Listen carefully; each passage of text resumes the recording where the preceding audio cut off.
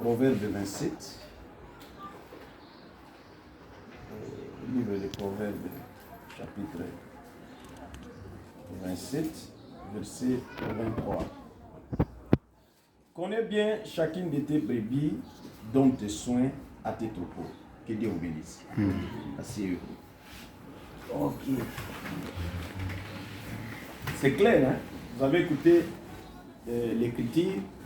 Connais bien chacune de tes brebis, donne tes soins à tes troupeaux. C'est-à-dire, chaque serviteur de Dieu est censé connaître ses enfants et prendre le temps pour ses enfants. C'est ça notre travail. Notre travail n'est pas seulement pour prêcher. Nous prêchons bien sûr, on prêche pour vous nourrir, pour vous aider, pour répondre. Mais notre travail aussi est de vous écouter et de répondre aussi aux questions que vous posez. Alors, vous avez posé beaucoup de questions, je ne sais pas si je saurais terminer ça. Il y en a tellement. Alors, sans plus tarder, nous sommes ici, c'est pour répondre aux questions que vous avez posées. Vous avez posé beaucoup de questions et je vais répondre. Si je ne réponds pas bien, reposez-moi encore. Nous allons lire la parole, la Bible et le message pour bien répondre. Et je ne vais pas répondre selon ma connaissance, parce que je ne suis pas prophète. Moi, je suis qu'un simple serviteur de Dieu. Je suis votre pasteur. Alors, je vais répondre à ma connaissance concernant la parole de Dieu, là où je lis le message de Frère Branham, là où Frère Branham en parle et là où la Bible en parle. Et si vous ne comprenez pas, vous aurez une autre réunion. Vous allez encore me poser cette question. Je vais encore répondre. Amen. Alors, on va commencer avec pourquoi les gens ne respectent pas les temps fixés dans la Bible pour la consécration d'enfants. Ça devrait être posé à la réunion des mariés. Mais c'est une jeune sœur qui la pose. Elle demande pourquoi les gens ne respectent pas le temps fixé dans la Bible. Parce qu'il est écrit dans Luc chapitre 2 verset 21. Le 8e jour auquel l'enfant devrait être circoncis, étant arrivé, on lui donna le nom de Jésus, nom qu'avait indiqué l'ange avant qu'il fût conçu dans les seins de sa mère. Verset 22. Et quand le jour de leur purification fut accompli, selon la loi de Moïse, Joseph et Marie le portèrent à Jérusalem pour le présenter au Seigneur. C'est-à-dire, la question ici, c'est la loi de Moïse. Que le 8e jour, on doit consacrer l'enfant. Et l'enfant, surtout l'enfant mâle, on doit le circoncire. Amen. Alors, souvent, quand vous lisez Frère Branham, la loi de l'Ancien Testament était l'ombre du Nouveau Testament. J'espère que vous avez compris. Ok, parce qu'il y en a plusieurs, je ne vais pas prendre trop de temps là-dessus. Deuxième question. Ou bien je peux lire aussi Frère Branham. Peut-être vous n'avez pas bien compris là. Et vous pouvez prendre dans la brochure au-delà du rideau du temps. Paragraphe 29 et 19. C'est-à-dire dans les nets, vous allez voir 29 et 19. Frère dit, frère Stricker et sœur Stricker, je réalise que vous connaissez la signification de ces cantiques. Les amener les désirs ardents de votre cœur et d'essayer d'amener le perdu à Jésus. Votre petit bébé, s'il mourait avant d'être consacré, ou que sais-je encore, il est de toute façon sauvé parce que le sang de Jésus-Christ l'avait fait au calvaire. Mais c'est en mémoire de son glorieux pèlerinage sur terre lorsqu'il imposa ses mains aux petits enfants et il dit: laissez venir à moi. Voilà pourquoi vous amenez le bébé ce matin et placez votre confiance en nous, sachant que nous sommes capables d'offrir la prière de la foi pour l'enfant afin de consacrer sa vie à Dieu. Amen. Ça, vraiment, ce sont des questions pour les mariés. À l'église, d'amener l'enfant. Amen. Il dit, si vous consacrez votre enfant avant qu'il meure, Dieu peut le sauver. C'est William Branham qui dit. Je vous ai dit l'écriture, je vous ai donné l'écriture au-delà du dos du temps, paragraphe 29. Amen. Donc, nous amenons les enfants à Dieu pour le protéger dans le sang de Jésus. Vous avez compris quand même? Très bien. Question D. Qu'est-ce que signifie la prédoire? Vous avez écrit ce que signifie la prédoire. Je ne sais pas si c'est bien écrit ou comment. D'abord, je vais vous donner la définition de ça. La prédoire, c'est l'enceinte d'un tribunal. Nous avons un avocat qui est ici. C'est l'enceinte d'un tribunal qu'on appelle prétoire. Hein? Frère Branham même le dit. Il dit, pourrais-je demander quelque chose ce soir? Quand il s'est tenu dans le prétoire de Pilate ce matin, il a dit, si mon royaume était de ce monde, je pourrais parler à mon Père et il m'enverrait directement 12 légions d'anges. Alors, qu'une seule légion de ces anges peut détruire le monde, je lui parlerai et 12 légions d'anges seraient directement à ma disposition. Il aurait pu le faire, mais il s'est tenu là, doux et humble, pour prendre votre mort et vos péchés. Là, c'est dans la brochure, soyez donc parfaits. La perfection, soyez donc parfaits. Paragraphe 101. William Branham dit, la prétoire de Pilate, quand il s'est tenu dans la prétoire de Pilate, prétoire, c'est l'enceinte du tribunal. Je ne sais pas pourquoi vous posez de telles questions. Prétoire, c'est l'enceinte du tribunal. Et William Branham dit que Jésus était dans la prétoire de qui? De Pilate. Amen? Amen. Très bien. Je vais répondre à toutes vos questions. Question 3. Pourquoi il n'y a que du bonheur dans le message? Waouh, waouh, waouh, waouh, waouh, waouh, waouh, waouh. Pourquoi il y a du bonheur dans le message? Vous savez, dans chaque âge, avant que Dieu puisse sauver un peuple, il doit y avoir un prophète. Et dans Amos 3:7, la Bible dit, Dieu ne peut rien faire sans d'abord révéler ses secrets à ses serviteurs, le prophète. Il amène un prophète pour amener l'avertissement. Le prophète, quand il vient sur terre, il amène l'avertissement. Il avertit un peuple qu'il y a un danger imminent qui arrive. Et ce peuple-là se prépare pour s'enfuir, pour prendre des dispositions à ce qui arrive. C'est comme Moïse qui était venu dans le désert. Il a dit aux enfants d'Israël, nous devons quitter l'Égypte pour aller au Canaan. Vous voyez, pourquoi? Nous ne sommes pas des Égyptiens. Vous comprenez? Alors, pourquoi il y a du bonheur dans le message? Parce que nous avons reçu le message de notre ère. Allez-y comprendre, par exemple, Josué et Caleb. Vous voulez écouter que Moïse, pourquoi? C'est ce qu'il leur fallait. Ils étaient en esclaves dans le péché. Ils fabriquaient des blocs, ils étaient maltraités. Mais quand ils ont vu leurs messagers, quand ils ont vu Moïse, ils étaient dans le genre parce qu'ils doivent quitter dans l'esclavagisme pour aller au repos. Alors, quand le messager de l'âge vient, ça dit c'est pour délivrer un peuple. Un peuple qui était dans la servitude, un peuple qui était bloqué quelque part. Il lui ôte dans la prison où il était pour aller se reposer quelque part avec Dieu. Frère Branham la parle aussi. On a l'habitude de transporter de l'eau, la faire bouillir dans un vieux bac derrière la maison. Vous savez ce que je veux dire, et faire la lessive. J'ai aidé aussi à faire la lessive dans un vieux bac en scène. Oh, des bons moments, de toute façon. Tant que vous aimez le Seigneur, qu'est-ce que ça change? Le bonheur ne consiste pas dans le nombre de biens de ce monde qu'on a. Il consiste dans la satisfaction que l'on tire de la portion qui vous est échue. Amen. Cette écriture, c'est, Frère Branham dit, crois-tu cela? Crois-tu cela? Paragraphe 36. Crois-tu cela? Paragraphe 36. Il dit, le bonheur ne consiste pas dans le nombre de biens que nous avons. Amen.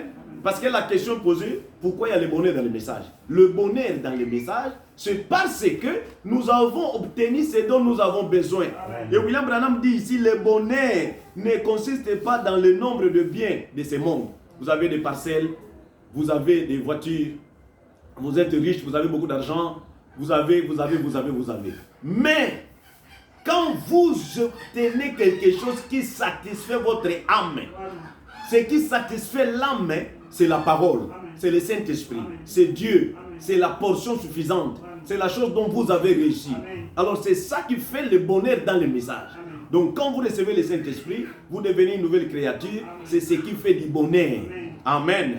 Je pense que vous comprenez. Amen. Dans la brochure, crois-tu cela, paragraphe 36. Donc il dit, le bonheur ne consiste pas dans le nombre de biens de ce monde qu'on a, il consiste dans la satisfaction que l'on tire de la portion qui vous est échue. La portion, c'est le Saint-Esprit. Amen. C'est en cela que consiste le bonheur. Trouvez Christ et vous avez le bonheur. Vous comprenez? Amen. Donc quand vous trouvez Christ, vous avez le bonheur. C'est en Christ qu'il y a du bonheur. Pourquoi nous crions Amen? On prêche, tu dis Amen. On chante, tu dis Alléluia. Amen. Pourquoi? C'est parce qu'en toi, il y a quelque chose qui te fait de la joie. Le Saint-Esprit, Christ, en nous, c'est l'expérience de la gloire. C'est-à-dire, quand il est en vous, il vous donne une joie. Il vous expulse. Donc, c'est-à-dire, il vous explose. Vous pouvez rouler, vous pouvez sauter, vous pouvez crier, vous pouvez danser, vous pouvez même courir. Amen. C'est ça la satisfaction dans le message du temps de la fin. C'est-à-dire, là où il n'y a pas la joie, il n'y a pas le Saint-Esprit. Hein. Dans une église où vous priez comme dans un morgue, Dieu n'est pas là. Dieu n'existe pas là où il y a la morgue. Hein. Donc, question 4. Que signifie le veau d'or? Là, nous allons partir dans Exode, chapitre 32, verset 1er à 19. Je vais aller un peu vite. Le veau d'or, c'est quand Moïse est parti à la montagne, à l'appel de Dieu. Dieu l'avait appelé pour aller prendre les 10 commandements. Alors Moïse avait fait là-bas 40 jours, 40 nuits dans la montagne. Le peuple disait que Moïse était mort, Moïse était perdu. Alors toi, Aaron, fabrique-nous un veau d'or, fabrique-nous un Dieu, hein, qui va nous satisfaire, qui va nous conduire à la terre promise. Alors, Aaron va fabriquer un veau d'or. Veau, c'est un petit... l'enfant de la vache. Hein, donc il avait fait un veau d'or pour qu'il soit leur Dieu. Alors ces veaux-là étaient en or. Et tous dansaient autour de ces veaux-là. Ils criaient, chantaient, louaient, dansaient. Alors, quand Moïse a entendu le cri, Dieu s'est fâché. Moïse est descendu de la montagne. Dieu l'a dit de se séparer de ces gens-là. C'est-à-dire, quand vous recevez le messager, restez avec le messager. Amen. Quand vous recevez le messager, restez avec le messager. Pourquoi? Parce qu'aujourd'hui, il y a des veaux d'or. Le veau d'or dans le message, ce sont des doctrines. Ici, Jésus est déjà venu. Ici, il n'est pas encore venu. Ici, les tonnerres sont révélés. Ici, les tonnerres ne sont pas révélés. Tout ça, ce sont des veaux d'or. Or, William Branham dit ceci, que notre doctrine, c'est la doctrine apostolique. Est-ce que vous êtes avec moi? Amen. Notre doctrine, c'est la doctrine apostolique. C'est que les apôtres faisaient. C'est ce que William Branham a fait. William Branham n'a fait rien d'autre. N'a prêché rien d'autre que ce que les apôtres, Saint-Pierre, Paul, etc. ont prêché. Vous voyez? Et quand vous sortez à ce que William Branham a prêché, c'est ce qu'on appelle quoi? Le veau d'or. Vous adorez un Dieu étranger dans le message. Alors Dieu ne répondra pas. Dieu ne viendrait pas. Il ne va pas satisfaire. Parce que Paul dit, je ne suis pas venu avec les paroles seulement. Je ne suis pas venu avec des discours persuasifs, mais je suis venu avec paroles et démonstration. C'est ce que William Branham avait prêché. Mais aujourd'hui, dans le message de Frère Branham, qu'est-ce que nous voyons? Il y a des conduites. Il y a des colonnes de feu. Tu es en train de manger, les colonnes de feu sortent. Tu es en train d'embrasser une femme, colonne de feu sort. Donc les gens commencent à jouer avec la colonne de feu. Les gens commencent à jouer avec des conduites. Venant à l'église pieds nus. Oh non, le pasteur va tourner la chaise. Ce sont des veaux d'or. Amen. Amen. Je pense que vous comprenez, non? Amen. Il dit, pourquoi sauter serviteurs de Dieu disent que la chair... Ah, là c'est question 5. Ah, ok. Question 5. Pourquoi certains serviteurs de Dieu... Waouh! La chair est la chambre du pasteur. Moi, je n'ai jamais lu ça. Hein? Moi, je n'ai jamais lu ça. William Branham dit ceci dans la brochure. Il dit, nous étions tous errants comme des brebis. Paragraphe 135. Nous étions tous errants comme des brebis. Paragraphe 135. Il dit, que Dieu nous aide à garder la chair pure. Amen. De toutes les façons. C'est là le problème qu'a le monde entier. Amen. Mais venant de la Savrax, loin de là-bas, plutôt loin dans le buisson où vous avez ôté toutes les racines d'amertume, remuer la terre, c'est juste, et planter la sémence, la cruauté du péché et la peine que cela a causé pour délivrer nos vies du péché. William Branham dit ici, il dit, gardez la chair propre. Amen. Je n'ai jamais lu. Si vous avez lu là où Frère Branham dit que la chair est la chambre du pasteur, amenez-moi. Comme ça, je vais aussi, moi aussi lire, mais je n'ai jamais lu. Parce que moi, je sais que William Branham dit qu'on puisse garder la chair propre. Amen. On garde la chair propre. C'est ce que moi, j'ai lu. Ok. Question 6. Que signifie Ohio? Ohio, fleuve coulant de la Pennsylvanie au Mississippi et il y a son conflit en Illinois. C'est ça. William Branham dit que l'Ohio, c'est un fleuve qui coule là-bas aux États-Unis. C'est là où Frère Branham a baptisé et c'est là aussi Frère Branham a eu des visions. Hein. Il le dit aussi dans, je crois, dans la brochure, si je ne me trompe pas, je vais vous donner la brochure après, mais je la lis d'abord. Paragraphe 14, écrivez seulement paragraphe 14. Alors que je parcourais un sentier que beaucoup de gens ici, même dans cette salle, maintenant que je vois, frère Rai, en est un, il est assis ici, frère Bofoff, un autre assis près, et le frère Baxter est près. Je les ai amenés à cet endroit-là. Ils ont vu le lieu et tout à ce sujet. Les gens venus du Canada, de partout, vont là, désirant voir ce lieu-là, savoir où c'était là. Quelqu'un m'a parlé du haut de cet haut peuplier. Il a dit, ne fume jamais, ne bois jamais, ne suis jamais ton corps, car il y aura venu plus grand. Eh bien, cela a failli m'effrayer à mort. Je suis rentré en courant à la maison. Maman avait pensé que je m'étais fait du mal ou quelque chose comme cela. Que je m'étais fait mordre par un serpent. Alors quelques jours après cela, pendant que j'étais assis, c'était ma première vision. J'étais assis là sous un grand peuplier argenté dans la cour de devant. Cet arbre s'y trouvait encore aujourd'hui. Il est là devant cette maison. Je vis quelque chose comme hier après-midi. Je l'ai vu venir sur moi. Ce que j'avais, je ne savais pas ce que c'était. Et peu après, je me suis éloigné. Je regardais et je vis s'élever de ces buissons à côté de la rivière. Et là, un grand pont. Cela a enjambé la rivière. Je vis des hommes tomber de ces ponts et perdre leur vie. Et je suis rentré. J'en ai parlé à maman. Ici, Frère Branham parle. Il avait eu une vision sur la rivière Ohio qu'il y aurait un pont. Mais il était encore enfant. Il avait dit à sa maman. Pourquoi je lis? Je ne vais pas répondre. Je veux que le prophète parle. Parce que quand vous posez des questions, le prophète lui-même doit parler. Parce que si je réponds, c'est moi qui parle. Vous voyez? Alors je ne vais pas parler. Nous sommes au temps où nous avons déjà eu un prophète. Alors le prophète est censé parler. La Bible est censée parler. Alors là où je venais de lire, William Branham avait eu un songe que sur la rivière Ohio, il y aurait un pont. On va mettre un pont. Alors, et après avoir érigé ce pont-là, il y aurait des gens qui vont mourir. Cela était accompli. Où? À la rivière Ohio. C'est la rivière où Frère Branham a eu beaucoup de visions et il a accompli beaucoup de choses. Je peux continuer à lire. Et j'étais assis là et j'ai eu une sensation drôle. Maman, j'ai dit, oh, j'ai peur, maman. Que m'arrive-t-il? Elle a dit, oh, tu es simplement nerveux, chérie. J'ai dit, maman, quelque chose. Je n'aimerais pas me sentir comme cela. C'était quelque chose en mouvement. Elle a noté cela. Et 22 ans plus tard, le pont municipal qui enjambe la rivière Ohio a traversé au même endroit. Et le même nombre de gens sont tombés du pont et ont perdu leur vie. Vous voyez? C'est-à-dire, Frère Branham en parle trop. C'était même l'inondation de 1937. Il en parle. Je ne vais plus vraiment prendre trop de temps là-bas. C'est dans la brochure, le premier expérience spirituelle. Vous pouvez noter, je vous avais donné le paragraphe, c'est paragraphe 14. Je continue un peu. Je suis en train de répondre aux questions 6.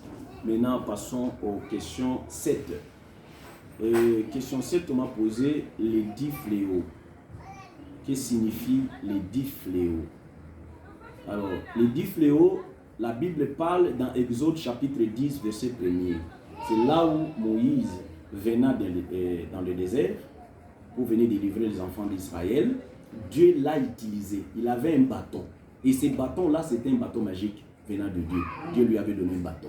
Ce bâton-là, c'est ce qui faisait des miracles. Ces miracles-là, pour les enfants d'Israël, étaient les miracles, étaient les bonheurs. Mais pour les Égyptiens, étaient des fléaux, étaient des plaies. Ils souffraient. Il y a eu même 10. Il y avait de la grêle, il y avait des poux, il y avait des grenouilles, il y avait l'eau changée en sang, il y avait des premiers-nés qui étaient morts, il y avait comment dire, il y avait tous les premiers-nés des bétails qui étaient tous morts, le ténèbre même. 3 jours de ténèbres en Égypte. Vous voyez? Donc le fléau dans la Bible, c'est ce qui s'est fait au temps de Moïse, quand Dieu a frappé les enfants égyptiens. Alors, je peux même le lire, Frère Branham me le dit. Vraiment, c'est très long. Dans la brochure, parle à ces rochers. Parle à ces rochers, paragraphe 22, 29 aussi. Il dit, combien ils avaient facilement oublié que lorsque le plaie tombait sur l'Égypte, et ils étaient protégés, que lorsque tout était couvert de mouches, il n'y avait pas une seule mouche autour d'eux, que lorsque tous les lits étaient infectés de poux, tous les vêtements et tout, il n'y en avait pas un seul sur eux. Le grenouille était dans les armoires et partout ailleurs, partout chez les croyants, mais eux avaient été protégés. Dieu manifestait sa miséricorde. Amen. Donc aujourd'hui c'est la même chose. William Branham dit, aujourd'hui il y a les gens qui sont morts physiquement. Vous êtes en train de marcher, vous êtes morts. Frère, il ne fallait pas croire le message de Frère Branham et jouer avec le message. Non, si vous croyez le message de Frère Branham, vivez le message. Pourquoi? Il y a la vie éternelle et il y a la mort aussi. Quelle mort? Mort physique. Vous êtes vivant mais mort. Regardez les enfants d'Israël. Ils étaient où? À Goshen. Il y avait l'Égypte et Goshen. Mais en Égypte, il y avait des plaies, Dieu frappait. Dieu frappait les Égyptiens. Il amenait des plaies. Il y avait des mouches, des poux, c'est là, beaucoup de choses. Ils souffraient. Mais ceux qui étaient à Goshen, les enfants d'Israël, étaient calmes, ils étaient tranquilles. Ils ne souffraient pas. Vous voyez? C'est la même chose avec l'Église aujourd'hui. Si l'Église doit garder la parole, il ne sera pas châtié.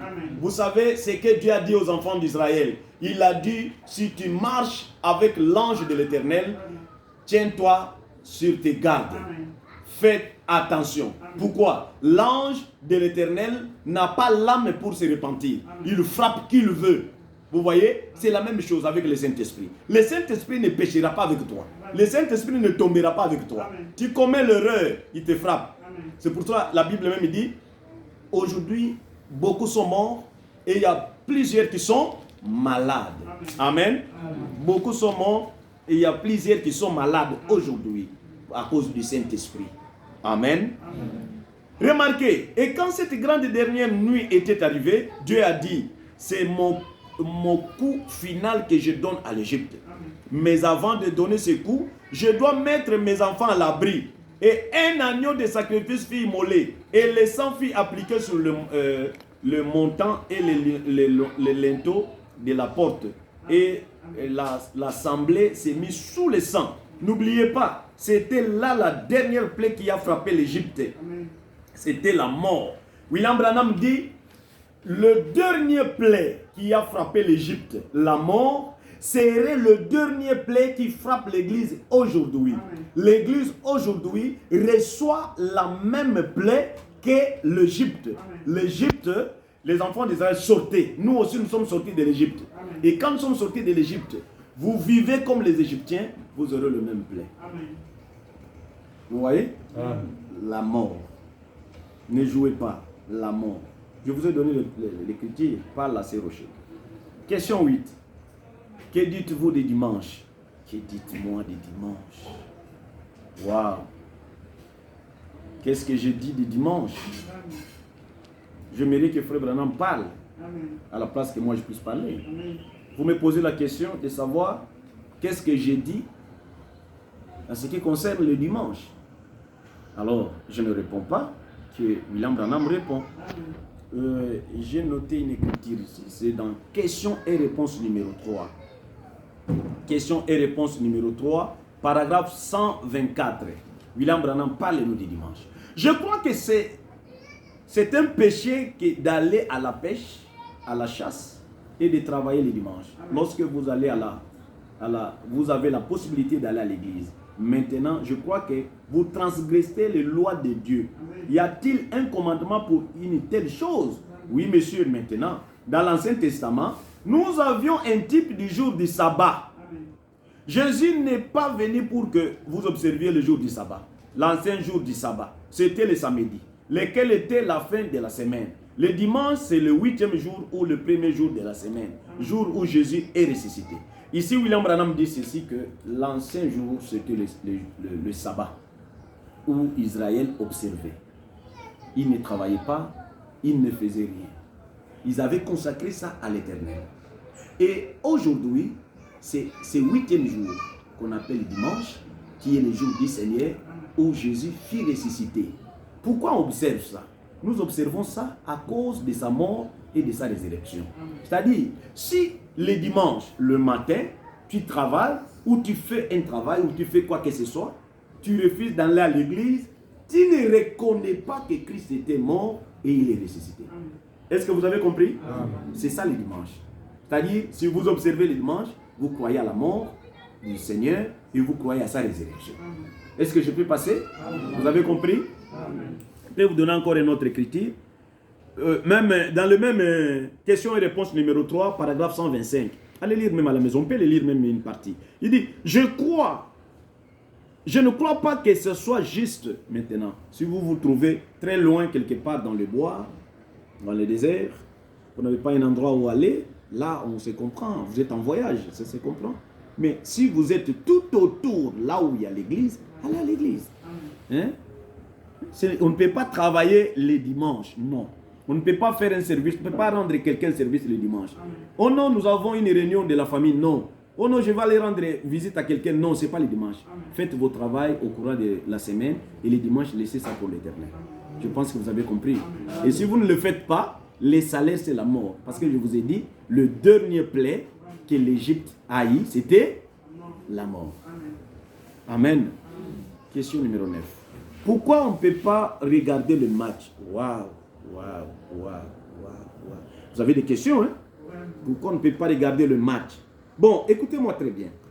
William Branham, étant prophète, il dit, un véritable enfant de Dieu n'aime pas la compétition. Amen. La compétition n'est pas pour les enfants de Dieu. D'abord, nous étant des enfants de Dieu, je vais chercher le bonheur de mon frère. C'est-à-dire, si on essaye de se tirailler, moi et toi, c'est-à-dire, je mérite que toi tu gagnes et moi je paye. C'est ça, un chrétien. Celui qui a le Saint-Esprit doit aimer que son frère gagne et que lui paye. Donc, n'acceptez pas ce qu'on appelle la compétition. Ne faites pas la compétition avec votre frère. Et aussi, ne prêtez pas votre frère l'argent d'intérêt. Je te donne $10, tu m'amènes $12. Ne le faites pas. Je vais lire frère Branham, dans ce qui concerne le match. Oh frère, quel jour que celui dans lequel nous vivons? Voici ce que la Bible déclare concernant ce jour ici, dans 2 Timothée. L'Esprit dit expressement que dans les derniers jours, les gens abandonneront la foi. Ils y seront emportés en fleuve d'orgueil et mal de plaisir plus que Dieu. Paragraphe 74. Là, j'ai lu 73, maintenant c'est paragraphe 74. Je suis venu à l'église l'autre soir. Il y avait trop de neige partout et ce n'était pas agréable de venir ici. Mais il y avait un match de basketball. Et ils ont dit renvoyer les centaines de personnes que c'est. Leur Dieu, c'est le basketball. Et qui est donc votre Dieu à vous? Une grande quantité d'air qui a été pompée là. Mon pépé cotillo. Vraiment. Je suis heureux que notre Dieu soit le Seigneur Jésus dans la personne ressuscitée. Un véritable créateur vivant qui a créé le ciel et la terre. Amen. Mais les gens aiment voir cela. Le genre d'esprit qui est en eux les attire vers cela. L'esprit qui est dans un chrétien l'attire vers Christ. Comment un homme peut-il venir à moi sans que mon Père l'attire? Dans la brochure, hâte-toi de te sauver, paragraphe 73 et 74. William Branham dit qu'il y a une église où il a visité. On avait match quelque part. Le pasteur a fermé l'église pour que les gens partent et suivre la match. le match. Est-ce que vous pouvez imaginer ça? Il dit, je mérite aller à Jésus que d'aller dans ces choses-là. Nous ne regardons pas les matchs suite à la compétition. Ah non, lui va échouer. Wow! Oh. C'est-à-dire, dans ton cœur, toi, tu as la haine envers ton frère. Qui qu'il soit, c'est ton frère. Parce qu'il est créé à l'image de Dieu. Qu'il soit musulman, ton frère. Qu'il soit hébreu, ton frère. Qu'il soit kimbangiste, ton frère. Catholique, ton frère. Musulman, peu importe les églises, c'est ton frère. Pourquoi? Il est créé à l'image de Dieu. Tu n'as pas à faire la compétition avec lui. Est-ce que vous comprenez? Question 10. Comment savoir au moment de fiançailles que le frère est réellement le mari de ta vie? Ce sont des questions que vous devrez poser. Surtout ça. Vous posez des histoires de matchs. Ah, les jeunes. Les jeunes aiment beaucoup les matchs. Les jeunes aiment beaucoup les matchs. Alors, je sais que j'ai bien répondu. Et heureusement, ce n'est pas moi. Je vous ai lu Frère Branham. Sois aussi respectueux. Frère Branham dit que cette question, écoutez-moi, je demande aux sœurs, aux frères, soyez respectueux. C'est paragraphe 20. Écrivez, paragraphe 20. Soyez respectueux. Il dit, si le pianiste veuillez jouer doucement, restez avec moi. Connaissez-vous cela? J'aime vraiment ces cantiques-là. Pas vous, c'est tout ce que je veux qu'il fasse. Restez avec moi. Je ne pouvais pas vivre sans lui. Amen. Je ne pourrais pas vivre sans lui. Il est tout ce que j'ai. Et je ne pourrais pas vivre sans lui. Et je sais que vous ne pouvez pas vivre sans lui. Et je veux qu'il reste avec moi. Aussitôt que vous êtes prêts, je m'excuse, avec la ligne de prière. Maintenant, soyons vraiment très respectés. Je sais que je prends beaucoup de votre temps. Moi ici, je ne prends pas beaucoup de votre temps. Ici, moi, je ne prends pas beaucoup de votre temps. Je suis en train seulement de vous expliquer. Et la question est de savoir comment savoir au moment des fiançailles que le frère est réellement le mari de ta vie. Amen. Frère Branham me dit, ce ne sont pas des visions, ce ne sont pas des songes qui réunissent les gens, bien que les visions et les songes soient la voie que Dieu a donnée, mais la meilleure chose de marier quelqu'un, de marier une soeur, de marier un frère, c'est que, William Branham dit, de ne pas accepter de vivre sans lui. Amen. Vous comprenez? Amen. De ne pas accepter de vivre sans lui. C'est-à-dire, vous ne pouvez pas vivre sans lui. Sans lui, vous ne vivrez pas. Amen. C'est le véritable signe. Amen. Je pense que vous avez compris. Hein? Oh non, j'ai prié. Je n'ai pas eu de songe. C'est dans la brochure témoignage. Je vous ai donné le paragraphe 20. Il dit, vous ne pouvez pas vivre sans lui. Frère, là je ne prends pas beaucoup des écritures. Amen. La seule réponse qui témoigne que vous ne pouvez pas vivre sans une femme, c'est de ne pas accepter son absence. Amen. C'est-à-dire, vous voulez la voir et vous voulez le voir. Amen. La fille veut le voir, le garçon veut la voir. Amen. Vous êtes avec moi? Amen. C'est ça. Amen. Oh non, Dieu m'a dit, après quelques temps, imbécile, toi qui ne sais pas, je vais te frapper, et ceci, toi, rentre chez vous, oh, ce n'est pas ça le mariage. Amen. Le mariage, c'est vivre sans lui. Amen. Vous comprenez? Amen. On te pose la question, pourquoi tu as épousé cette femme? Je ne sais pas. Mais je ne vais pas vivre sans lui. Pourquoi tu as épousé cet homme? Je ne sais pas. Mais je ne vais pas vivre sans lui. Lui te dit, non, je ôte mon alliance, je n'ai plus besoin de toi. Écoutez, toi ôte le tien, le mien reste, parce que je ne saurais pas vivre sans toi. Amen. C'est ce qui fait qu'il y a d'autres sœurs, vous les chassez, elles dorment dehors là. Elle dit, papa, sans toi je ne vivrai pas. Amen. Vous comprenez? C'est ça l'amour. Mais, oh là là, je ne vais pas entrer dans les détails, sinon je vais... Question 11. Est-ce qu'une femme peut interpréter dans une église? Oui, monsieur. Oui. S'il y a personne qui peut interpréter, une femme peut interpréter. Parce qu'Hop était la première interprète de Frère Branham. Vous comprenez? Si à l'église, il n'y a personne qui peut interpréter, la femme, il y a une sœur qui sait bien interpréter, elle peut le faire. Vous voyez, c'est pas mauvais et c'est pas aussi interdit. Moi aussi, notre sœur Becky m'interprète. À des fois, vous voyez d'autres frères, nos interprètes prennent fuite. Surtout au cours de la semaine. Vous voyez, les interprètes ne sont pas venus. Mais c'est la sœur Becky qui m'interprète. C'est pas mauvais. C'est pas un péché. Oh non, quand tu vas prêcher, tu vas la regarder où? Mais c'est ma fille, non? Vous savez, frère, si vous avez l'esprit de prostitution, cet esprit resterait avec vous. Mais si vous avez Dieu, vous serez avec Dieu. Il ne faut pas avoir même ces intentions-là. Toi, tu es en train de prêcher, tu vas... Non, frère. Le pasteur doit considérer ses fidèles comme ses enfants. Amen. Vous voyez? Il doit considérer ses fidèles comme ses enfants. Le pasteur ne peut pas filtrer avec une sœur. Est-ce que vous comprenez? Amen. Très bien. Question 12. Comment se marier dans le message? Wow. Au tombeau qui tombe de Comment se marier dans le message au moment où, avant de croire, vous avez déjà un enfant? D'accord. Bon, écoutez, le problème en est avec nos frères et sœurs, ils ne sont pas sincères quand ils viennent à Christ. Vous venez à Christ, on vous amène aux eaux de baptême, vous ne déclarez pas que vous avez un enfant, vous ne déclarez pas que vous êtes... vous avez mis au monde, vous avez une femme, vous avez un mari, vous ne dites pas. Mais peu après, on commence à vous voir, vous commencez à vous rétrograder. À la place de vous marier correctement, vous commencez à reculer en arrière. Non, William Branham dit ceci. Quand vous allez aux eaux de baptême, et que dans le monde, vous aviez une femme que vous aimez tant, que vous ne pouvez pas vivre sans lui, même si vous avez eu un enfant, mais vous voyez que cette femme-là, vous ne pouvez pas vivre sans elle, dites-le au pasteur, que vous me voyez ici, il y a une femme là que j'ai, même si vous n'êtes pas mis au monde, même si vous n'avez pas mis au monde, même si vous n'avez pas un enfant, mais vous sentez que cette femme-là, vous allez la marier, dites-la.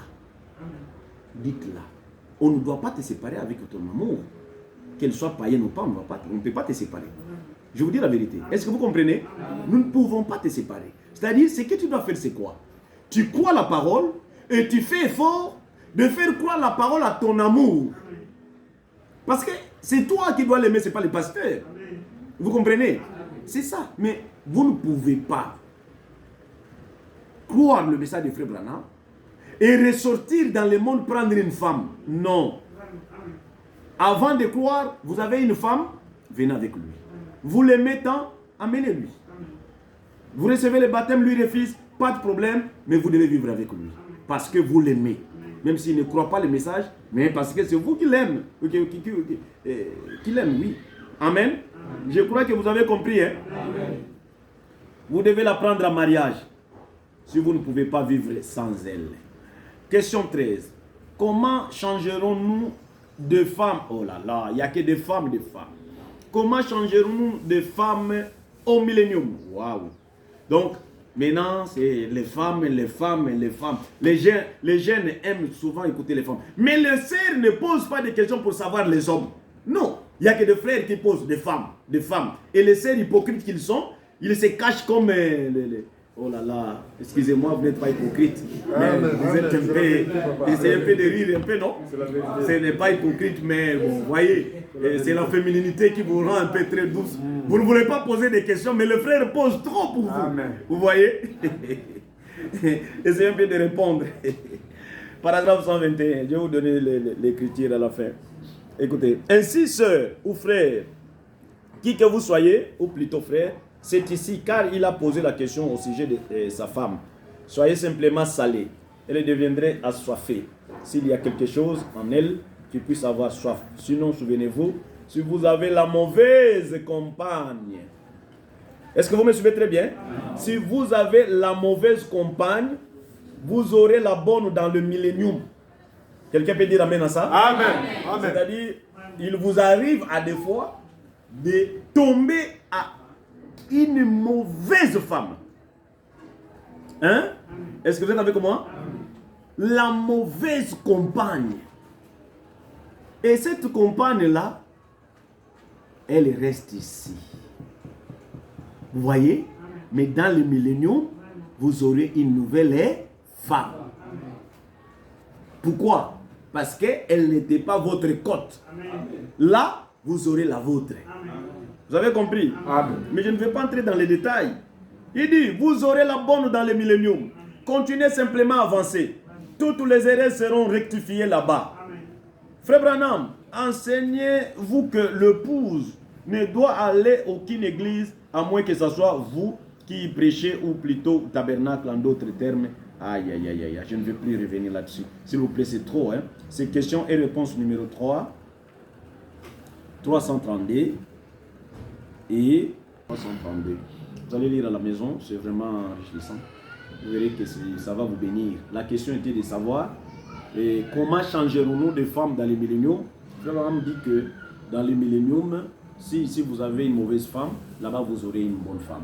Vous voyez? Alors, il n'y a pas à se déranger, il n'y a pas à se tirailler. Il y a beaucoup de sœurs qui crient « Oh non, je ne suis pas mariée ». Tu n'es pas mariée. Mais ici, c'est la souffrance. Là-bas, c'est la joie. Hein?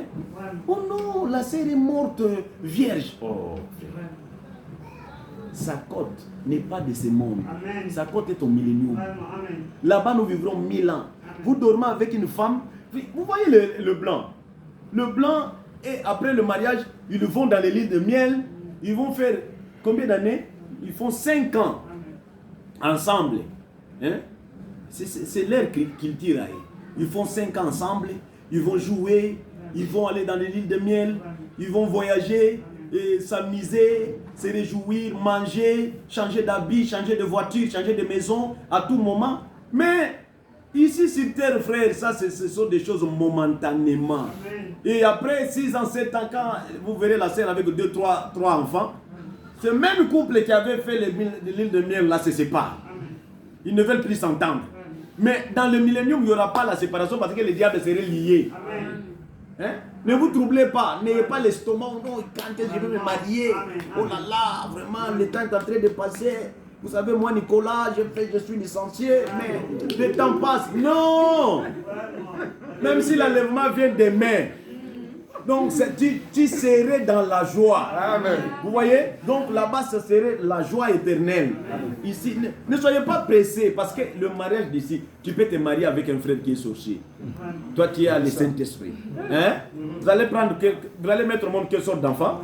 Des sorciers. Vous comprenez? C'est comme Jacob, il avait Ésaü et Jacob.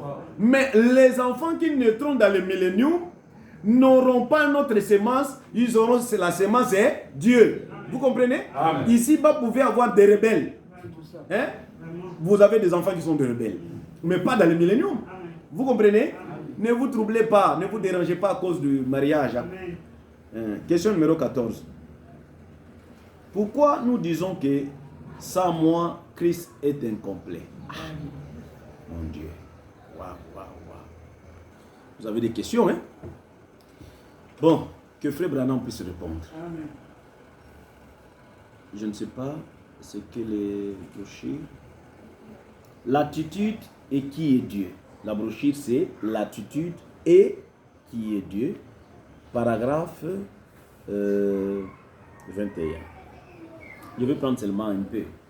Eh bien, il n'est pas étonnant que vous l'estropiez une fois que vous en prenez conscience. Vous vous redressez, le Créateur est ici. Il n'est pas étonnant que l'aveugle qui ne voyait pas, voie. Le Créateur est ici. Le Créateur réalise. La Bible dit, nous sommes des fils et des filles de Dieu. Amen. Sa descendance. Bon, nous sommes donc un peu comme Dieu était. Jésus lui-même a dit, il est écrit, vous êtes de Dieu. C'est écrit dans votre loi. Nous devenons une partie de Dieu, un fils de Dieu par l'adoption à travers Jésus-Christ. Par conséquent, si vous vous rendez compte que le Dieu même qui a créé la poussière, la terre et tout ce qu'il a ici, habite au milieu de vous, où en est notre foi, mes amis? Bon, ce que je voulais répondre ici, que sans moi, vous êtes incomplet. Amen. Ça veut dire quoi? Ça veut dire que quand Dieu créait, il y avait les saints qui criaient Alléluia. Il y avait les saints qui disaient Amen. Personne ne peut dire Amen ou dire Christ est Dieu sans que le Saint-Esprit lui montre. Vous comprenez? Sans être dans Christ, vous ne pouvez pas croire la parole. C'est-à-dire, croire la parole, c'est-à-dire vous avez la sémence de la parole. Vivre la parole, vous avez la sémence de la parole. Est-ce que vous comprenez? Alors, les gens ne peuvent pas être enlevés sans moi. Pourquoi? Je fais partie de la parole. C'est-à-dire, si toi tu as la parole et que l'enlèvement arrive, que toi tu pars en enlèvement et que moi je reste, ça ne se ferait pas. Parce que moi aussi je suis sémence et parole. Est-ce que vous avez compris? C'est-à-dire, cette sémence parole veut dire que rien ne peut être fait sans moi. Moi aussi je suis Dieu. Toi tu es Dieu. Alors Dieu ne peut pas faire de bonheur à toi et non à moi. C'est-à-dire, nous sommes dans le corps de Christ, dans la même église. Ceux qui sont aux États-Unis, à l'Australie, en Chine, à l'Europe, en Afrique, nous formons une seule église. C'est-à-dire, Dieu ne va pas faire enlever les gens dans mon Carmé Tabernacle, non. Il va faire enlever les gens dans le corps de Christ. Et dans ce corps-là, si tu es dans le corps, rien ne peut se faire sans toi. C'est-à-dire, avant que quelque chose puisse se faire dans le corps de Christ, toi tu dois être là. Vous avez compris, hein? Amen. Merci beaucoup. Question 15. Comment recevoir une réponse vraie de votre futur époux? Comment recevoir une réponse vraie de votre futur époux? Bon, je ne sais pas la réponse, voyons voir. J'ai déjà répondu. Dieu peut vous donner un songe, une vision ou une révélation, mais la vraie chose, vous ne pouvez pas vivre sans elle. J'avais déjà répondu sur ça. Amen. J'avais déjà répondu. Comment savoir? Alors là, c'est une sœur qui pose maintenant. Là, c'est parce qu'ici, on a écrit époux. Là, c'est la sœur qui pose. Comment recevoir une réponse vraie de votre futur époux? Vous priez, vous voulez avoir une bonne réponse. C'est ça, non? Ah, si vous ne voulez, vous ne pouvez pas vivre sans elle, sans lui, par exemple. Vous voyez, une sœur qui a un frère qui veut la prendre en mariage, elle demande comment savoir si c'est lui mon mari. C'est ça, non? Si vous ne pouvez pas vivre sans lui. C'est ça. Mais il ne faut pas être... Le frère vient, il dit, je t'aime, oui. Vraiment. Ah. Oh mon Dieu. En tout cas, vous sentez la prostitution déjà dans la scène. Vous comprenez, hein? C'est déjà un esprit de la prostitution. C'est-à-dire, c'est comme si elle attendait que ça. Elle attendait que quelqu'un s'approche de lui et directement. C'est-à-dire, ici tu dis oui, là-bas tu dis oui, là-bas tu dis oui, là-bas. Mais tu vas dire oui à qui alors? C'est-à-dire, tu ne sais pas, hein, qui est-ce va te marier. Hein? Attendez un peu. Frère, moi, na matina di boulou kuna kenembangu. Quel conseil pourriez-vous donner aux jeunes à l'égard de la parole? Oh, wow. S'il y a une question que je veux donner aux jeunes à l'égard de la parole, c'est Jean chapitre 3, 16. Amen. Car Dieu a tant aimé le monde, quiconque croit en lui ne périsse point, mais qu'il y ait la vie. C'est le seul conseil que je vais vous donner. Amen. Je n'ai pas un autre conseil à vous donner. Amen. Jean 3, 16. Amen. Dieu a tant aimé le monde. Si vous croyez en lui, vous avez la vie. C'est la seule question. C'est le conseil que moi je peux vous donner. Question 17. Quel est le fondement de notre église? Waouh! Oh là là, ça devrait être au premier. Je suis déjà fatigué. Le fondement de notre église, c'est Jésus-Christ. L'église est fondée par Jésus. Et le fondateur de notre église, c'est Jésus-Christ. C'est lui qui a commencé le premier église. Vous allez observer, Frère Branham dit, même dans les déserts, amen, il faisait ce qu'on appelait le sacrifice de bêtes. C'est là typifié Jésus à la croix. Amen. Il y avait le sang de bêtes qui coulait. Mais aujourd'hui, nous sommes sous le sang de qui? De Jésus. C'est-à-dire, Jésus déjà préfiguré à ce temps-là. Vous comprenez? C'est-à-dire, le fondateur de notre église, c'est Jésus. Le fondateur de notre doctrine, c'est Jésus. C'est-à-dire, il n'y a pas autre chose. Jésus qui est notre fondateur. William Branham dit dans le premier paragraphe, la brochure Israël en Égypte, Israël en Égypte, paragraphe 54, il dit maintenant, nous devons arriver là à la pleine doctrine. C'est Branham qui dit. Nous devons arriver à la pleine doctrine. J'aime les bonnes vieilles réunions où on crie, où nous tapons les mains, où nous crions et passons des bons moments. Je m'excuse. Et tout. Où on se réjouit en quelque sorte comme des enfants. Mais attendez. Quand ensuite arrive le temps de l'épreuve de force, vous ne savez pas où vous vous tenez. Revenons en arrière et cherchons à savoir. Cherchons à savoir ce qui nous fait faire cela. Revenons au fondement. Voyons où nous en sommes. Paul, apôtre de Jésus-Christ par la volonté de Dieu. J'aime cela. Ce n'est pas un séminaire qui m'a envoyé. Vraiment. La volonté de Dieu. À ceux qui sont arrêtés. Maintenant, regardez, il adresse aux fidèles en Jésus-Christ. Il dit, moi Paul, je ne suis pas envoyé par un homme. Amen. Je suis apôtre de Jésus-Christ. C'est-à-dire le fondement de Paul, était Jésus. Il dit, moi, un nom des hommes, mais de Jésus-Christ. Vous avez compris? Amen. Et notre doctrine, c'est Jésus. Amen. Amen. Amen. Les doctrines apostoliques, c'est ça, c'est que nous adorons. Amen. C'est que Paul, Pierre avait mis comme fondement. Aujourd'hui, on a posé la question à Frère Branham. Il a dit, j'ai prêché comme Paul. Amen. Amen. Amen. Et c'est que Paul a fondé comme fondement. C'est là où nous tous, nous devons mettre des blocs. Amen. On continue là-dessus. Amen. Amen. Amen. Est-ce que vous êtes avec moi? Amen. Et dans la brochure, il jura par lui-même, paragraphe 89. Il jura par lui-même, paragraphe 89. Ici, Paul reprend encore ceci dans Hébreu pour s'y référer à nouveau. Oh, a mentionné cela dans Galates, dans Éphésiens, et on s'y réfère partout. Montrant que notre fondement est solide. Amen. Ce n'est pas un mythe bâti sur une institution païenne, mais c'est ainsi dit le Seigneur. Amen. Par un serment. Amen. Dieu jura par lui-même. Oh là là, quelle fondation stable. Vous, saints du Seigneur, oui. Amen. Amen. Paul dit ici, il dit notre fondement, c'est qui? Jésus-Christ. Pas un autre. C'est la parole de Dieu. Amen. Dans le paragraphe 93, il dit, c'est la parole de Dieu. Je crois chaque mot. Amen. Il ne m'appartient pas de retrancher ceci ou cela. Non.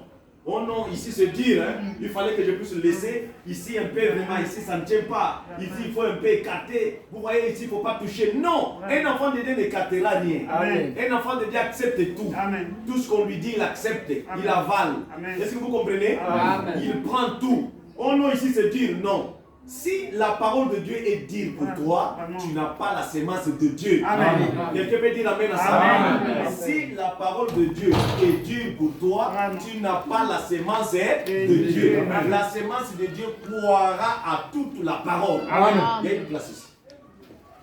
Est-ce que vous comprenez? Amen. Écoutez ce qu'il dit. Il dit, il m'appartient de vivre à la hauteur de ses qualifications, c'est tout. Ces exigences plutôt. Si je dois vivre à la hauteur de cela, car Dieu a juré, il a dit, quiconque y ajoutera quelque chose ou en retranchera quelque chose, sa part lui sera retranchée. Amen. Du livre de la vie. Amen. Et c'est vrai, nous le prenons donc. Amen. Il jura par lui-même. Paragraphe 93. Amen. Amen. C'est-à-dire, la parole de Dieu est notre fondement. Amen. La parole de Dieu est notre doctrine. Amen.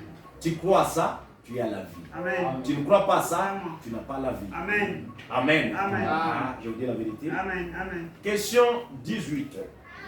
Qu'est-ce qu'un prophète? Waouh.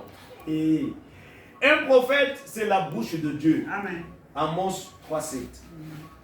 Je vous ai déjà répondu à ça. Hein? Amen.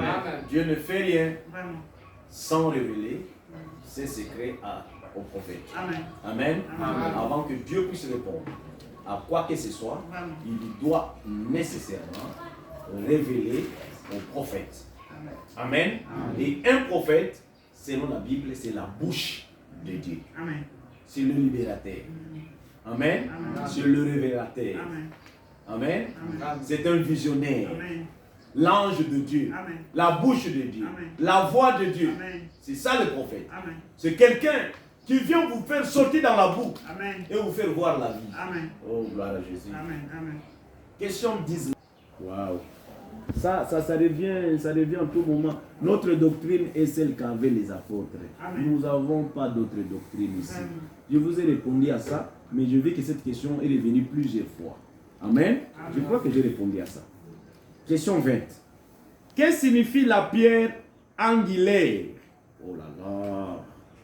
Qu'est-ce que signifie la pierre angulaire? Bon. Prenez, c'est très long. La brochure, Moïse, le grand serviteur, paragraphe 31. Moïse, le grand serviteur, paragraphe 31. Je vais lire seulement là. Il a été élevé pour deux raisons. Comme il se faisait des reproches, se disputer les uns avec les autres, se quereller et mépriser Moïse. Ils ont péché et ils sont tombés malades. Et ce serpent a été élevé pour deux raisons. Pardonner leur état rétrograde et guérir leur maladie. Et ils étaient blessés pour nos péchés et c'est par ce maître sûr que nous avons été guéris. C'est l'écriture, chaque partie de cela, chaque parole éternelle de Dieu qui ne peut jamais passer. Amen. Amen. Moi, je ne vais pas lire une partie d'écriture de Frère Branham. Moi, je lis la paragraphe entier. Vous voyez? Sinon, je devrais prendre seulement le millier. Je suis très heureux de ce fondement qui a été posé par Jésus-Christ, la pierre angulaire. Et nous sommes le pierre qui forme ensemble le temple de Dieu vivant. Par notre confession et notre foi au Seigneur Jésus-Christ. La même lumière qui était parmi eux s'est déplacée dans le bâtiment. Amen. Frère Branham dit la pierre angulaire ou bien la pierre fêtière. La pierre fêtière, c'est Jésus. Amen. Et nous sommes la pyramide. Amen. La pierre fêtière, son travail, c'est de venir coiffer, Amen. De venir vous couvrir, Amen. De venir vous protéger. Amen. Et la pierre fêtière, c'est l'amour, c'est Dieu. Amen. Amen. Amen. Vous allez remarquer, quand les Égyptiens construisaient les pyramides, ils ne mettaient pas de pierres fêtières. Amen. Ils ne mettaient pas comment dire, des pierres angulaires. Ils ne mettaient pas ça. Pourquoi? Cela représentait Dieu. Amen. Ils ont fait beaucoup de pyramides en Égypte et partout dans le monde, mais ils n'ont pas pu coiffer ça. Amen. Vous savez pourquoi? C'est parce que c'est notre Dieu, Amen. Qui est la pierre fêtière, la pierre qu'avait rejetée, ceux qui baptisaient. Amen. Amen. Je pense que vous comprenez. Amen. Paragraphe 97, je pense que c'est le même prochain. Maintenant, suivez. On est tellement organisé et tout. Et nous avons juste ici. Et il vient ici, un cheval blanc. Ainsi. Bon, moi, je n'aime pas prendre la partie. J'aime lire tout. Et ainsi de suite. Au point que le Saint-Esprit s'est retiré carrément de cela maintenant. C'est juste. Il s'est retiré et amené l'église. Non pas dans une pluie de l'arrière-saison ou quelque chose comme ça. Il est déjà dans la pluie de l'arrière-saison. Il est juste en train d'unir l'église. Juste comme la grande pyramide là-bas en Égypte. La pierre de fête n'a jamais été placée au sommet de la pyramide. Parce que la pierre de fête a été rejetée. C'est exact. La pierre angulaire fut rejetée lors de la construction. Ainsi, quoi s'agit-il? Cette pierre qui a été rejetée, il s'agit de qui? De l'église. Chaque pierre doit se placer et prendre forme très exactement comme cette pierre fêtière. Pour montrer que lorsqu'elle viendra, elle fera que la pyramide soit complète. Amen. Le corps de Christ est maintenant. L'Esprit de Dieu dans l'Église aujourd'hui est très exactement comme il était en Jésus-Christ. Jésus a dit dans Jean chapitre 5, verset 19. Je ne peux rien faire à moins que le Père me le montre. Amen. Le Père agit, moi aussi, j'agis jusqu'à présent. Eh bien, s'il venait ce soir accomplir la même chose là, ici et partout combien. Bon, vous allez continuer à lire. Je pense que vous avez compris la question. Pierre angulaire, c'est la pierre qu'a rejetée ceux qui construisaient. Ils construisaient et quant à mettre cette pierre, ils avaient rejeté. Amen. Vous allez regarder tous les pyramides au monde, ils n'ont pas coiffé. Ils n'ont pas mis la pierre angulaire. Et la pierre là, c'est Jésus-Christ. Amen. C'est Dieu qu'on n'a pas mis. Ça veut dire que Frère Branham dit, quand vous construisez votre maison spirituelle, la maison spirituelle que vous construisez, la foi, la vertu, la connaissance, la patience, la piété, la tempérance, la piété, l'affection fraternelle, le Saint-Esprit, l'amour, vous devez la coiffer par Dieu. Amen. Vous comprenez? Amen. Ça veut dire que quand vous naissez de nouveau, vous devez arriver jusqu'à la maturité, avoir l'expérience avec Dieu. L'expérience personnelle avec Dieu. C'est-à-dire, croire que Dieu est à moi. Amen. Et vivre comme Dieu. C'est ça la perfection, c'est ça Dieu en vous. Amen. Amen. Dieu en moi, l'expérience de la gloire. Amen. Vous avez compris, hein? Amen. La statue d'un homme parfait. Amen. Je vous avais prêché sur ça. Je pense que vous connaissez ça très bien. Question 21. Expliquez-nous Jacques chapitre 4 verset 3. Mais comment allons-nous demander? Dans Jacques chapitre 4 verset 3, là-bas on parle, en bas là on dit, il y a ceux qui demandent et ne reçoivent pas. Alors, notre frère ici, il veut savoir comment leur prier. Comment on va prier? La Bible dit, vous priez et vous ne recevez pas. Et ici, la question est de savoir comment prier. Très bien, je vais répondre.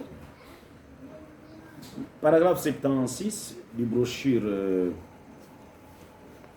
Sentinelle, que dis-tu de la nuit? Sentinelle, que dis-tu de la nuit? Paragraphe 76. Maintenant, suivez. On s'est tellement organisé et tout. Et nous avons juste ceci. Et il vient sur un cheval blanc et pas dans une nuée blanche. Et ainsi de suite. Au point que le Saint-Esprit se retire carrément de cela maintenant. C'est juste. Il se retire et amène l'église, non pas dans une pluie de l'arrière-saison ou quelque chose comme ça. Il est déjà dans la pluie de l'arrière-saison. Il est juste en train d'unir l'église. Juste comme la grande pyramide là-bas en Égypte. La pierre de fête n'a jamais été placée au sommet de la pyramide parce que la pierre de fête a été rejetée, c'est exact. La pierre angulaire fut rejetée lors de la construction, ainsi de suite. Quoi s'agit-il? Est-ce que je suis en train de répondre à la même question? Bien sûr. Il dit, chaque pierre doit se placer et prendre forme très exactement comme cette pierre fêtière. Pour montrer que lorsqu'elle viendrait, elle ferait que la pyramide soit complète, le corps de Christ. Et maintenant, l'Esprit de Dieu dans l'Église aujourd'hui est très exactement comme il était en Jésus-Christ. Amen. Je suis en train de lire là où je lis. Je suis en train de lire là où je lis. Je crois. Hein? Oui. C'est comme si je suis en train de lire là où je lis. Mais la question est de savoir comment prier. Frère Branham dit, il dit que pour mieux prier, il faut prier jusqu'à l'exaucement. Amen. Amen. Amen. Il dit, c'est de la même manière qu'un bébé peut crier. Le bébé crie jusqu'à ce qu'il soit satisfait. Amen. Vous comprenez? Amen. Mais nous avons remarqué de nos jours, les gens ne prient pas. C'est comme si les gens imitent les autres. Amen. Les gens vont à l'église par peur. Par peur de l'enfer, peur de la mort, peur de ne pas recevoir ce qu'il a besoin. Vous voyez? C'est-à-dire, il a besoin par exemple d'argent, mais il n'a pas besoin de Dieu, il se lève, il va à l'église. C'est là où il y a des problèmes. Alors, quand il va commencer à prier, si Dieu ne répond pas, si Dieu ne donne pas, il se fâche, il s'en va. Or, un enfant de Dieu, son objectif, ce n'est pas aller demander quelque chose à Dieu à l'église. Mais l'objectif d'un enfant de Dieu, je vous avais dit l'autre fois, nous n'allons pas à l'église pour prier. On ne part pas à l'église pour écouter même la prédication, non. Nous partons à l'église parce que nous aimons d'abord Dieu. Amen. C'est amour qui doit nous pousser à adorer, à chanter, à le servir. Vous comprenez? Amen. Alors, cet amour-là, voyant le profondeur qui est dans votre cœur, Dieu est censé répondre aux besoins qui est dans votre vie. Amen. Mais il arrive à des fois, l'être humain est égoïste. Il a des besoins dans son corps où il veut que cela se réalise plus vite que possible. Vous voyez? C'est comme l'homme noir. L'homme noir veut tout gratuit. Il veut des dons, il veut qu'on puisse l'aider, il veut qu'on puisse l'envoyer. Mais il ne veut pas travailler. Vous comprenez? Il ne veut pas travailler. Alors aujourd'hui, beaucoup de croyants dans nos églises sont devenus faibles. Ils ne prient pas. Et beaucoup sont tombés. D'autres se sont rétrogradés. Pourquoi? Ils prient, il n'y a pas de réponse. Ils chantent, pas de réponse. Ils donnent la dîme, Dieu ne répond pas. Il fait tout, c'est-à-dire vos intentions sont mauvaises. Mais si vous avez de bonnes intentions et que vous venez à Dieu comme étant un enfant de Dieu, vous commencez à demander quelque chose à Dieu, Dieu est censé répondre. Dieu n'a jamais été égoïste. Il est plein d'amour. Si vous demandez, il y répondra. Vous voyez, frère, il faut attendre jusqu'à l'exaucement. S'il ne donne pas, vous ne quitterez pas là. Vous comprenez? Mais tu veux, ah non Seigneur, bénis-moi, j'ai besoin de $1000. Toi tu veux, Dieu devient comme ton grand-père, comme quelque chose de vite fait. Vous comprenez? Ce n'est pas ça adorer. Adorer, c'est demander la vie éternelle. Et lui dit, il sait vos besoins, il connaît vos besoins. Hein? Comme il dit dans le Nouveau Testament, il dit que ne vous tracassez pas, ne vous dérangez pas, ne vous tourmentez pas pour le lendemain, car votre Dieu sait ce que vous avez besoin. Il prendra soin de vous. Vous comprenez? C'est ça. Question 22. Comment peut-on vivre une vie chrétienne dans un tel endroit? Quel endroit? Je ne sais pas. Vivre la parole, on n'a pas déterminé. Quel endroit? Un véritable enfant de Dieu n'a pas d'endroit. Vous comprenez? Amen. Un véritable enfant de Dieu n'a pas d'endroit de vivre. Amen. Peu importe l'endroit où vous vivez, vous allez vivre la parole. Amen. Par exemple, vous êtes un enfant de Dieu, vous avez la sémence de Dieu. Mais vous êtes sorti de quelle mère et de quel père? Beaucoup parmi nous ici, il y a ceux qui ont des pères sorciers, il y a ceux qui ont des mères sorcières. C'est pas ça. Dans le ventre, comment tu vivais? Tu priais, tu adorais, tu chantais, tu jeûnais. Vous comprenez? C'est-à-dire, un enfant de Dieu n'a pas d'endroit pour vivre. Lui, il a des écritures. La Bible dit, partout vos plantes de pied foulera, je vous les donne. C'est-à-dire, à chaque endroit, moi j'arrive, je suis en paix. Je suis chez moi. Pourquoi? L'atmosphère, la terre, les arbres, tout ce qui s'y trouve, c'est mon Dieu qui a créé. Et tout est sous mon contrôle. Vous comprenez? Il n'y a pas d'atmosphère pour les enfants de Dieu. Je pense que vous comprenez. Très bien. Question 23. Qu'est-ce qu'il y a, pardon, est-ce qu'il y a un ange ou un prédicateur femme? La Bible, il n'y a pas eu un prédicateur femme et il n'y a pas aussi un ange femme. Bien que Dieu peut utiliser nos sœurs dans des songes, dans des prophéties. Mais il n'y a pas un prédicateur femme dans la Bible et il n'y a pas un ange femme. Vous comprenez? Que Dieu vous bénisse. Ok, question 24. Il dit, qu'est-ce qui arrive dans le mariage? En bon? Waouh! Hein? Qu'est-ce qui arrive dans le mariage? Oh, mais dans le mariage, frère, on dit dans le mariage chrétien, il y a le bonheur. Amen. Amen. Dans le mariage chrétien, il y a du bonheur. Amen. Si vous épousez une bonne femme, vous avez du bonheur. Amen. La Bible dit qu'il trouve une bonne femme, trouve quoi? Amen. Le bonheur. Amen. Vous serez tranquille. Amen. Elle va vous obéir. Amen. Elle sera soumise. Amen. Mais pas les filles que nous avons aujourd'hui. D'abord, une fille qui se tiraille avec sa maman. Amen. Toi, tu vas la prendre au mariage. Mais c'est de la carie dentaire. Elle ne va pas t'obéir. Vous savez, la Bible dit, les enfants obéissez à vos parents. C'est ça, c'est ça, non? Pourquoi les enfants vont obéir aux parents? C'est pour qu'ils vivent longtemps et là où ils vont partir, ils seront bénis. Mais un garçon qui s'oppose à son père, une fille qui s'oppose à sa mère, toi tu sais que cette fille ne respecte pas ses parents. Tu la prends au mariage, mais tu vas souffrir. C'est de la carie dentaire. Tu vas la battre. Elle serait, je peux dire, le tam-tam de votre vie. Hein? Qu'est-ce qui... vous avez des questions, hein? Qu'est-ce qui arrive dans le mariage? Dans le mariage, ce qui arrive, c'est le bonheur. Si vous prenez une bonne femme, et si vous prenez la mauvaise femme, je vous dis, vous allez fuir la maison. Il y a un frère à côté ici à Mongafula. Et il avait épousé une sœur. Et quand ils sont entrés dans le mariage, il lui a dit, bon, mon ami, j'ai laissé l'argent là-bas. Ok, d'accord. Il a laissé l'argent. La sœur, comme elle jouait au Nzango, Elle a appelé ses amis, ils sont partis, commencé à jouer au Nzango. Et tout à coup, c'était à l'heure où le frère doit revenir. Le frère arrive, il dit chérie, oui chérie, il l'embrasse. Oh ok, merci. Et tout est là, il commence à jouer. Il dit mais tu n'as pas préparé. Oh chérie, tu n'as pas vu, les amis sont venus. L'argent là, achète la chikwang et la sardine. Hein? Essaye de manger. Vous comprenez? Et ce mariage-là a été brisé. Le frère a chassé la sœur. Pourquoi? Ce sont des genres de filles qui n'écoutent pas leurs mères. Ce sont des filles maudites. Amen. Tu prends une telle femme, tu vas souffrir toute ta vie. Amen. Ce sont des maudites femmes. Elle est déjà maudite depuis leur part. Parce que si papa se fâche à tout moment à cause de toi, c'est la malédiction sur toi. Amen. Vous comprenez? Amen. Le matin, papa se fâche. À midi, papa se fâche. Le soir, papa se fâche. Et maman, il se fâche contre toi. Mais tu es en train d'être maudit. Amen. Parce que dans la famille, papa doit laisser l'héritage. Il donne l'héritage à qui? À l'enfant obéissant, non? Amen. À celui qui obéit, non? Amen. Alors, papa, mère, vous regardez les documents de papa, où il avait fait déjà un testament. Il dit, moi, je vais donner mes biens à l'enfant tel.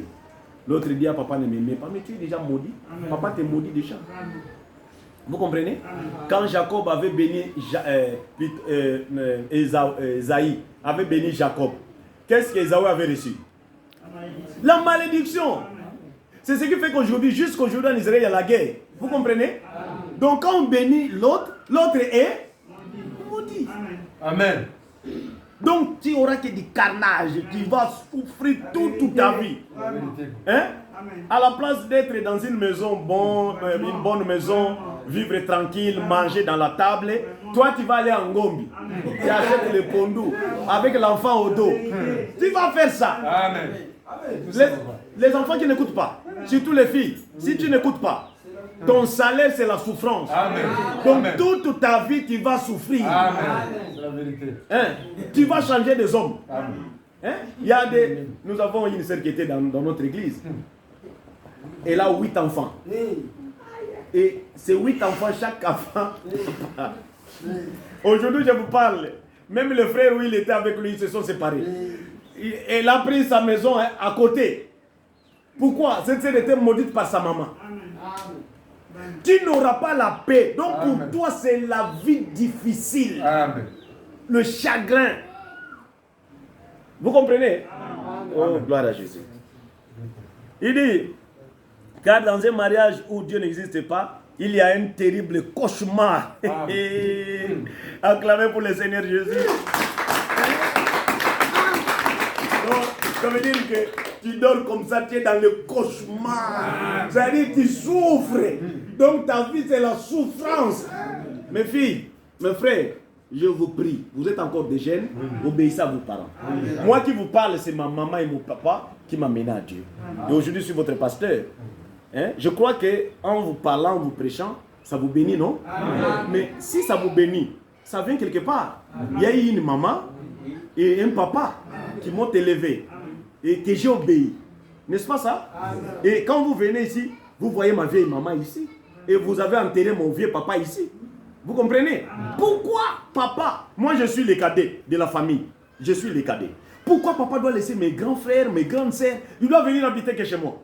Pourquoi maman doit laisser tous mes vieux? Ils ont l'argent, ils ont des parcelles. Pourquoi ils doivent venir habiter chez moi? Vous comprenez? L'enfant béni. L'enfant obéissant. Tu seras prospère. Tu seras la tête et non la queue. Amen. Alors obéissez à vos parents. Amen. Amen. Question 24. Oh non, c'est là où nous étions, non? Qu'est-ce qui arrive dans le mariage? C'est fort, hein? Hey! Waouh, waouh, waouh, waouh, waouh. Quel sera le signe de la fin du monde? Waouh, vous aussi. J'ai prêché sur ça plusieurs fois. Quel sera le signe de la fin du monde?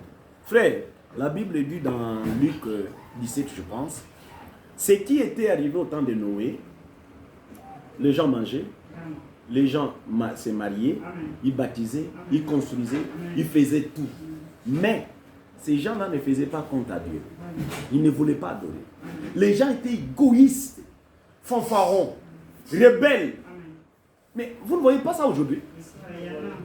Aujourd'hui, vraiment une rébellion totale.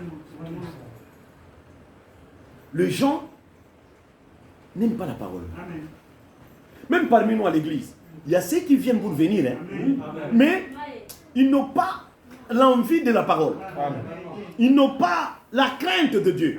C'est-à-dire le respect là de la parole n'existe pas. Amen. C'est le signe du temps. La Bible parle de tremblements de terre, de guerre. Une nation va se lever contre une nation. Mais vous voyez, nous sommes en guerre pendant 20 ans. Le Rwanda nous agresse jusqu'à aujourd'hui. Vous comprenez? Nous sommes agressés. Le Congo est agressé injustement à cause de nos minéraux. Ce sont des signes du temps. Ça veut dire ces choses-là, Frère Branham appelle ça le douleur